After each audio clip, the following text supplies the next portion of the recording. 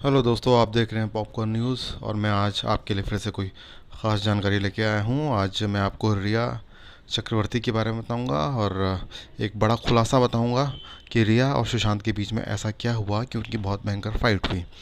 जी हाँ, ये खबरें सामने आ रही हैं। सूत्रों के हवाले से हमें मालूम चला है कि रिया और सुशांत के बीच एक भयंकर फ़ाइट हुई थी, जिसके बाद दोनों अलग हो गए थे। ये फ़ाइट सुशांत की मौत से ठीक 6 दिन पहले हुई थी, यानी कि सुशांत की मौत 14 तारीख को हुई थी और ये दोनों के बीच ये फ़ाइट 8 तारीख को हुई थी।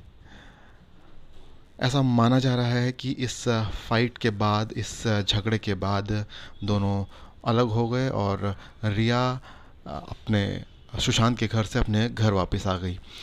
मैं आपको बता दूं दोस्तों, ये फ़ाइट कोई हल्की फुल्की फ़ाइट नहीं थी। दोनों के बीच बहुत पहले बहस हुई और बहस के बाद मारपीट भी हुई और बताया जा रहा है कि गाली गलौज भी हुई, जिसके बाद रिया को गुस्सा आया और रिया ने सुशांत का घर छोड़ दिया।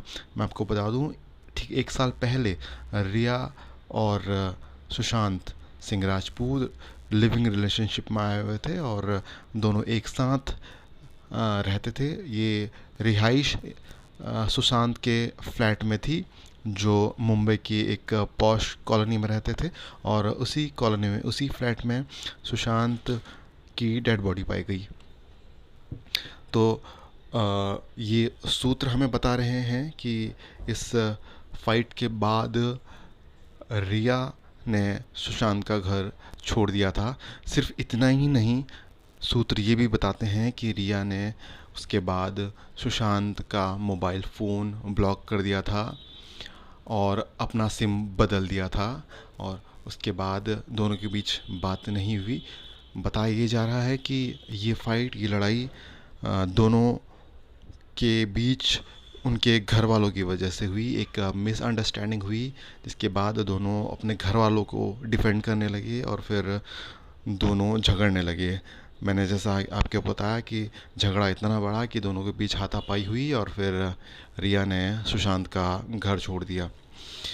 दोस्तों, एक और ख़बर भी है। वो ख़बर ये है, हमें सूत्र ये बताते हैं कि रिया और सुशांत की एक कंपनी थी, Vivid Rays Realities private limited. वैसे तो ये कंपनी सुशांत की थी, लेकिन बाद में इस कंपनी में रिया की भी भागीदारी हो गई, रिया की भी स्टेक हुए। ये इस कंपनी में, दरअसल इस कंपनी में रिया की एंट्री सुशांत नहीं करवाई थी और अब ये पता चला है कि पिछले 1 साल में विविड रेज कंपनी की जो वेबसाइट है, उसका जो आईपी एड्रेस है वो 17 बार बदला गया। चौंकाने वाली बात ये है, हैरानी वाली बात ये है कि ये आईपी एड्रेस में ये चेंज सुशांत की मौत के बाद भी जारी रहा। सुशांत की मौत के बाद 7 बार, जी हाँ, माफ़ कीजिए, 3 बार आईपी एड्रेस चेंज किया गया। ये आईपी एड्रेस, मैं आपको बता दूं, आईपी एड्रेस एक ख़ास एड्रेस होता है किसी भी वेबसाइट का, किसी भी कंप्यूटर का। जब भी आप किसी कंप्यूटर में लॉगिन करते हैं तो उस आईपी एड्रेस से ये मालूम किया जा सकता है कि आपकी लोकेशन क्या है और आपने किस जगह अ, किस जगह अपना लॉगिन किया है। तो इस आईपी एड्रेस के चेंज को सुशांत की संदिग्ध मौत, या जिसे कथित सुसाइड भी कहा जा रहा है और कथित तौर पर इसे मर्डर भी कहा जा रहा है, उससे जुड़ी हुई है। और ये बेहद संगीन मामला है जिसकी जांच सीबीआई कर रही है। एक और इन्फॉर्मेशन मेरे पास है कि कल ईडी यानी प्रवर्तन निदेशालय ने करीब 9 घंटे तक रिया से पूछताछ की। ये पूछताछ मनी लॉन्ड्रिंग के सिलसिले में हुई थी।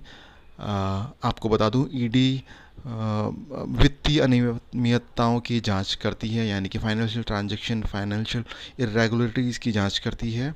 ये जांच 9 घंटे तक चली। इस जांच के दौरान रिया ने कई सवालों का जवाब दिया और कई सवालों को वो जवाब नहीं दे पाई।